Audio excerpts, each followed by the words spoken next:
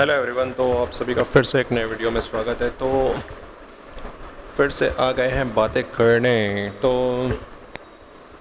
बातें करने में हमें बातें मतलब यार थोड़ा,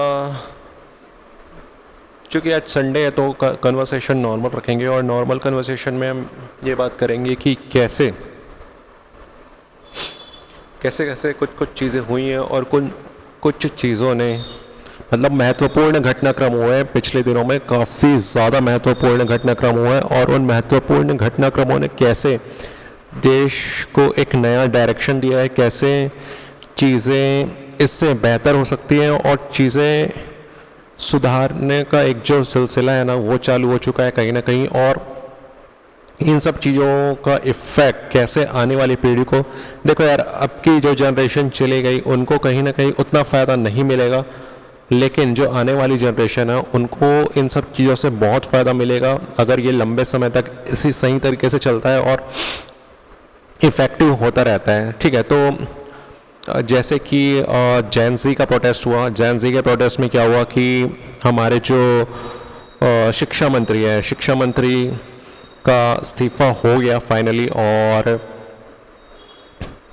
नए शिक्षा मंत्री आ चुके हैं। और कहीं ना कहीं बहुत सारे लोग ये नहीं समझ पा रहे हैं कि सिर्फ उसी सरकार के किसी शिक्षा मंत्री का इस्तीफा होने और नए शिक्षा मंत्री के आ जाने से क्या फ़र्क पड़ेगा। देखो यार फ़र्क पड़ता है अकाउंटेबिलिटी का। अकाउंटेबिलिटी, अब जो नए शिक्षा मंत्री आए हैं तो वो काफ़ी सोच समझ कर चीज़ों को करेंगे और कहीं ना कहीं एक मन में डर तो रहेगा कि इस तरह की चीज़ें फिर से हुई तो मेरा भी इस्तीफ़ा हो सकता है। और जो बाकी डिपार्टमेंट्स के मंत्री हैं कहीं ना कहीं उनके मन में भी एक डर अब आ गया है कि अगर मैंने कुछ ज़्यादा ही गलत एक्शन लिए अपने कार्यकाल में या फिर ऐसे डिसीज़न लिए जिनसे कि देश के लोगों को बहुत ज़्यादा परेशानी या दिक्कत का सामना करना पड़ रहा है, तो कहीं ना कहीं एक डर रहेगा, एक अकाउंटेबिलिटी निर्धारित की जा सकती है कि नहीं मुझे गलत काम नहीं करना है या फिर अच्छी पॉलिसीज़ बनानी है। गलत काम मतलब अच्छी पॉलिसी बनानी है और लोगों को ज़्यादा परेशान नहीं करना है, देश की जनता को ज़्यादा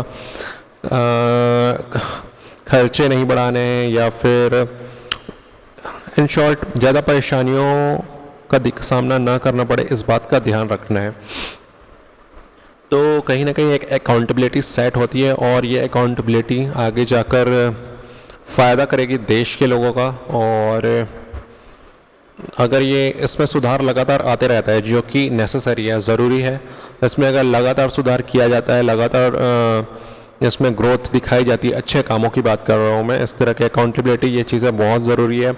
आने वाली जनरेशन बहुत ज़्यादा पढ़ी लिखी है यार। देखो अभी की जो जेन ज़ी जनरेशन है ना वो सिर्फ किताबों से ज्ञान नहीं लेती, वो इंटरनेट से भी ज्ञान लेती है। और वो सोचो कितनी कम एज से इंटरनेट से ज्ञान ले रही है और कहीं ना कहीं उनका ज्ञान जो है, उनका जो नॉलेज का स्तर है ना सिर्फ बुक्स के भरोसे नहीं है, वो ऑनलाइन भी बुक्स पढ़ रहे हैं, दूसरे स्टेट्स की भी बुक पढ़ रहे हैं, दूसरे कंट्रीज़ की भी बुक वो पढ़ रहे हैं खुद से।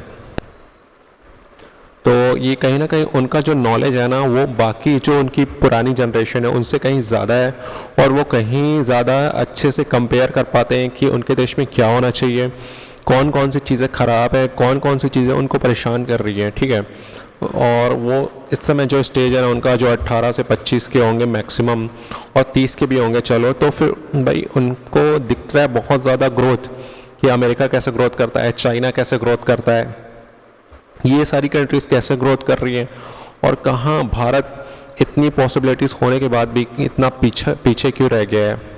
तो ये कहीं ना कहीं अभी जो यंग लोग हैं ना उनको बहुत अंदर ही अंदर खाए जा रही है। और जो जॉब का पैटर्न वो देखते हैं ना 9 to 5 ये सब, तो ये उनको काफ़ी बोरिंग लगता है, सही बताऊँ। उनको इससे अच्छा लगता है कंटेंट क्रिएशन, रील्स बनाओ, पैसे कमाओ। और कहीं ना कहीं पुरानी जनरेशन को लग सकता है कि ये सब क्या है, ऐसा भी होता है क्या, वो उनके माइंड में लिटरली ये आता है, हमारे माइंड में नहीं, हमारी जो पुरानी वाली जनरेशन है उनके माइंड में। लेकिन यार जो इस चीज़ के साथ बड़ा हुआ, वो स्मार्टफोन एरा में बड़ा हुआ है, उसने 9-10 साल या 11 साल में स्मार्टफोन उनके हाथ में था, ठीक है, देखो 2019 तक आ गया था, 2015-16 तक भी बहुत सारे लोगों के पास फ़ोन आ चुका था लिटरली। तो 15-16 साल के बच्चे 2026 में तो 11-12 के हो गए हैं। ठीक है, और जो 2005 में भी बॉर्न हुआ है तो 2015 या 2019 तक सोचो वो 11-12 सा, तो 11-12 की एज से स्मार्टफोन यूज़ कर रहा है प्रॉपरली, अच्छा स्मार्टफोन है, ऐसा कीपैड वाला नहीं। ठीक है, तो सोचो ऐसी जनरेशन जो स्मार्टफोन देख के ही बड़ी हुई है, जिसने ऑनलाइन क्लासेस अटेंड की है पूरे कोरोना काल में 2 साल 2019। ठीक है, तो ऐसी जनरेशन के लिए कंटेंट क्रिएशन कोई नई चीज़ या कोई अलग हट की चीज़ नहीं है। उनके लिए अर्निंग का बहुत अच्छा सोर्स है, इसलिए वो इसी अर्निंग सोर्स को बेस्ट मानते हैं, सबसे अच्छा मानते हैं, क्योंकि इसमें अपनी वो क्रिएटिविटी भी यूज़ कर पाते हैं जो वो सिर्फ एक ऑफिस जॉब में नहीं कर पाते हैं। ऑफिस जॉब में यार एक व्यक्ति की क्रिएटिविटी पूरे तरीके से ख़त्म हो जाती है। ठीक है, तो हाँ, कहाँ था मैं कि सोशल मीडिया के थ्रू वो अपनी क्रिएटिविटी को बेहतर तरीके से दिखा पाते हैं। आपने अभी देखा होगा कि यार जंतर मंतर में किस तरीके से रील्स आ रही थी हमारी फीड में, क्या लगता है कितनी क्रिएटिविटी थी एक एक रील में। मतलब वो पोस्टर्स बना रहे थे, ऐसे ऐसे मीम्स बना रहे थे, मतलब देखकर आदमी डिफरेंट डिफरेंट इमोशन फील कर पा रहा था। एक टाइम पे हंस रहा था, एक टाइम पे रो रहा था, एक टाइम पे सैड हो रहा था, एक टाइम पे एंग्री हो रहा था साथ में, तो ये मिक्स्ड इमोशन जनरेट कर पा रहे। तो सोचो उनकी क्रिएटिविटी जिस चीज़ में है वो उसी फील्ड में तो जाएंगे ना। और टाइम के साथ देखो चेंज ज़रूरी होता है, समय के साथ बदलाव ज़रूरी होता है। जो समय के साथ बदलाव नहीं लाता है ना, जो खुद में चेंजेस नहीं लाता है टाइम के साथ, तो फिर वो कहीं ना कहीं समय उसको मौका देना बंद कर देता है। ठीक है, आप आउट ऑफ डेट हो जाते हैं, आउटडेटेड हो जाते हैं। इस कारण जो उनके लिए सही है वो उनको वही करना चाहिए। उनको जिस तरह से अपने अंदर एक अंदर व्यक्ति का जो क्रिएटिव रहता है ना, क्रिएटिविटी होती है, उसको एक्सप्रेस करना जिस तरीके से सही लगता है वो उनके लिए बिल्कुल सही है। और कहीं ना कहीं इसीलिए वो बहुत ज़्यादा बदलाव चाहते हैं एजुकेशन सिस्टम में, और वो रट्टा मारो प्रणाली जो पुरानी हो चुकी है उससे कहीं ना कहीं हेट करते हैं। देखो यार, ये पुरानी जो एजुकेशन सिस्टम है रट्टा मारो प्रणाली पर आधारित है, और रट्टा मारो नंबर लाओ। ठीक है, इससे ना वे लोग जो बहुत ज़्यादा क्रिएटिव होते हैं, जिनके माइंड में क्रिएटिविटी आती रहती है, कुछ नया करना है, ये बनाना है, वो बनाना है, ऐसा करना है। एक फैक्ट की बात बताऊं तो मोस्टली 70 to 80% बच्चे इस दुनिया में क्रिएटिव ही पैदा होते हैं जब वो छोटे एज में होते हैं ना, 4-5 साल के। तो क्रिएटिविटी एक प्राकृतिक नेचुरल घटना है जिसको स्कूल सिस्टम दबा देता है। इस कारण बच्चे फ्रस्ट्रेटेड हो जाते हैं जब वो 16, 17, 18 तक उसी रट्टा सिस्टम में घिसते रहते हैं ना। बच्चे लिटरली फ्रस्ट्रेटेड हो जाते हैं, इसलिए बहुत सारे लोग डिप्रेशन में चले जाते हैं जो बहुत ज़्यादा पढ़ाई करते हैं ना।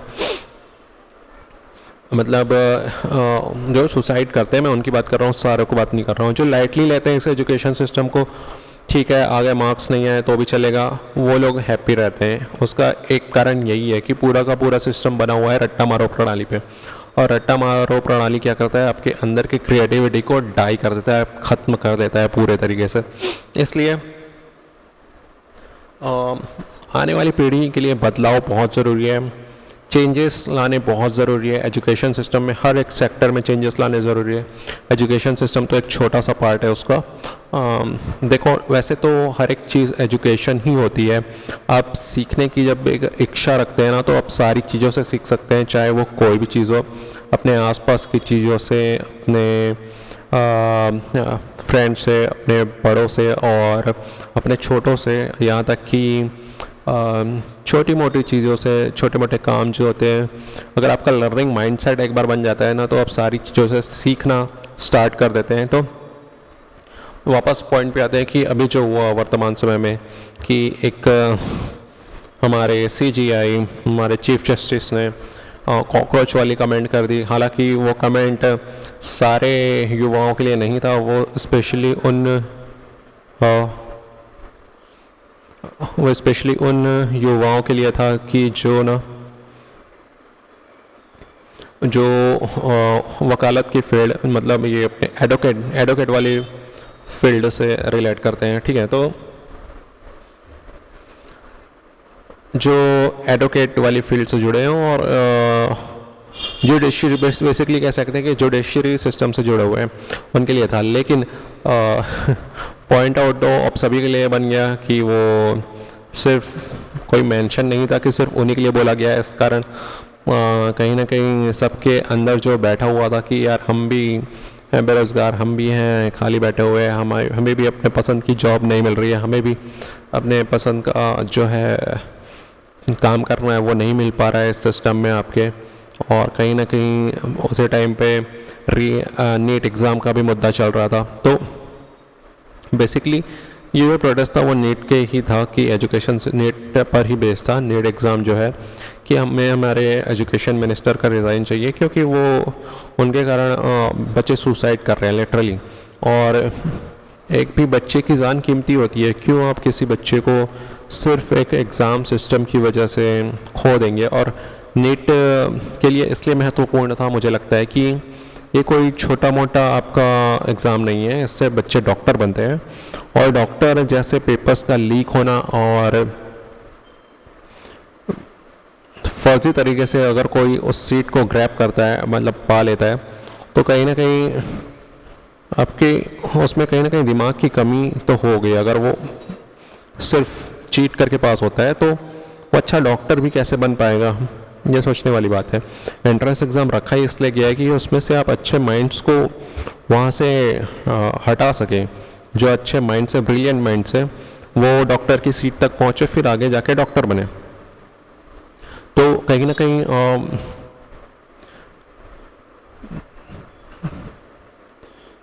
जो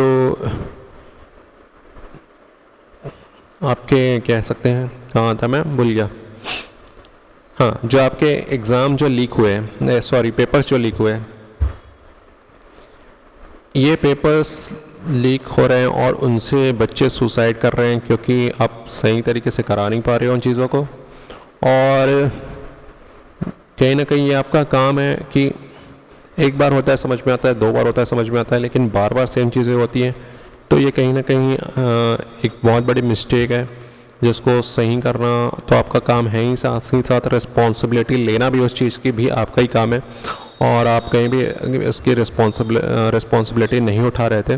तो बच्चों का मुद्दा बिल्कुल सही था कि अगर आप रिस्पॉन्सिबल नहीं हो पा रहे हो, आपके कार्यकाल में बार बार सेम चीज़ें हो रही हैं, तो आपको इस्तीफ़ा दे देना चाहिए, जो कि एक बहुत सही चीज़ है, अकाउंटेबिलिटी में आता है। अगर आप किसी काम को कर नहीं पा रहे हो तो आपको वो काम छोड़ देना चाहिए, आपको दूसरा काम देख लेना चाहिए अपने हिसाब से, ठीक है।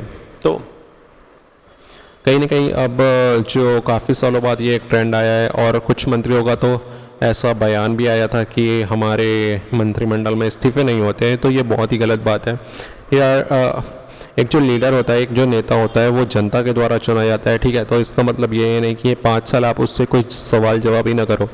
ये बहुत ही गलत मैसेज है। जो भी जिनको भी ऐसा लगता है कि आप अपने नेता या मंत्री से सवाल जवाब नहीं कर सकते, तो आप कॉन्स्टिट्यूशन पढ़ें अच्छे से, क्योंकि भारत एक संवैधानिक देश है और संविधान के बेस पर ही भारत अभी रन करता है, चलता है, और कोई दूसरा सिस्टम नहीं चलता है भारत में। भारत में संविधान चलता है, भारत एक संवैधानिक देश है, इसका संविधान के रूल्स ही फॉलो किए जाते हैं, ठीक है। अभी भी बहुत सारे लोग, जो लोग पढ़े लिखे नहीं है ना, उनको इस चीज़ का लिटरली नॉलेज नहीं होता है। जब मैं कह रहा हूँ जो लोग 8th पढ़ कर छोड़ देते हैं ना, मतलब अपना स्कूल एजुकेशन, ठीक है, कोई भी कारण हो सकता है, फाइनेंशियल प्रॉब्लम भी हो सकती है और बहुत सारे प्रॉब्लम हो सकते हैं, जो लोग पूरा नहीं कर पाते हैं ना, तो उनको लिटरली ये पता नहीं होता, इस कारण वो डरते हैं नेता को देखकर। लेकिन जो पढ़े लिखे हैं, जिन्होंने कहीं ना कहीं अपने स्टेट PSC UPSC अलग अलग कंपटीशन एग्ज़ाम की तैयारी की है, तो वो एक संविधान पढ़ते ही पढ़ते हैं, क्योंकि संविधान के क्वेश्चन आती है, और संविधान की जब वो बुक पढ़ते हैं ना, तो उन्हें अपने राइट्स का पता चलता है। तो कहीं ना कहीं वो लोग जानते हैं कि आप अपने जो चुने हुए नेता प्रतिनिधि हैं उनसे सवाल करने का हक रखते हैं, और अगर वो ठीक से काम नहीं करते हैं तो उन्हें हटाया भी जाना चाहिए, ठीक है। क्योंकि अगर आप उस पोस्ट पर हो और आप अपना काम नहीं, क्योंकि ये एक ऐसा काम नहीं है कि चल जाए, चलो आप गलत काम कर रहे हो तो भी आपको उस पर रहना चाहिए, आपको बिल्कुल नहीं रहना चाहिए, क्योंकि ये देश की बात है और इससे देश का विकास होता है यार। आपके एक डिसीजन पर लाखों लोगों का भविष्य टिका होता है, ठीक है। मान लिया कि उन लाखों लोगों में सब एक्स्ट्रॉर्डनरी नहीं बन पाएंगे, लेकिन उन लाखों में अगर 1000 भी एक्स्ट्रॉर्डनरी बनते तो इस एक डिसीजन से, आपके एक डिसीजन से देश बर्बाद हो रहा है लिटरली। तो ये बहुत बड़ी चीज़ है, ये कोई छोटी चीज़ नहीं है। इस कारण एक क्वालिफिकेशन तो तय कर देनी चाहिए। जो भी नेता, या अगर IAS IPS बनने के लिए आपको इतना पढ़ाई करना पड़ता है, तो एक नेता या बनने के लिए किसी भी स्टेट का एक क्वालिफिकेशन तय होनी चाहिए कि आप ग्रेजुएशन हो, पोस्ट ग्रेजुएशन हो आपका बिल्कुल, और मतलब आपने पढ़ाई तो की हो, ग्रेजुएशन, एटलीस्ट ग्रेजुएशन तो रखना चाहिए। Graduation is the minimum criteria, और ज़्यादा तो आप कितना भी रख सकते हो। मुझे लगता है कि नेताओं के भी अलग अलग पोस्ट के लिए अलग अलग क्वालिफिकेशन रखने चाहिए, और सबसे जो नीचे का पोस्ट है उसके लिए ग्रेजुएशन कंपलसरी रखना चाहिए। 12th पास भी नहीं चलेगा। एटलीस्ट आज के टाइम पे जब इंटरनेट पर इतनी सारी एजुकेशन अवेलेबल है, मतलब आपके पास एनी टाइम एजुकेशन अवेलेबल है, तो graduation is the minimum qualification to, मतलब किसी एक नेता के पोस्ट पर खड़े होने के लिए, मतलब आपको चुनाव लड़ने के लिए भी ये क्वालिफिकेशन होनी चाहिए। तभी आप लिटरली कह सकते हैं कि आपके पास एक समझने वाला व्यक्ति होगा जो चीज़ों को तार्किक रूप से समझता होगा, ठीक है। ग्रेजुएशन करने तक अगर आप पढ़ाई करते हैं ना, आप लिटरली, मैं बोलता हूँ 45% से भी पास होते हैं, 50% से भी पास होते हैं, लेकिन आप उतनी पढ़ाई जब करने लगते हैं ना, तो यार आपकी तार्किक क्षमता बढ़ती है, उससे चीज़ों को समझने की क्षमता बढ़ती है, दूसरों को इमोशन समझने की क्षमता बढ़ती है, ठीक है। इसीलिए ज़रूरी है पढ़ाई।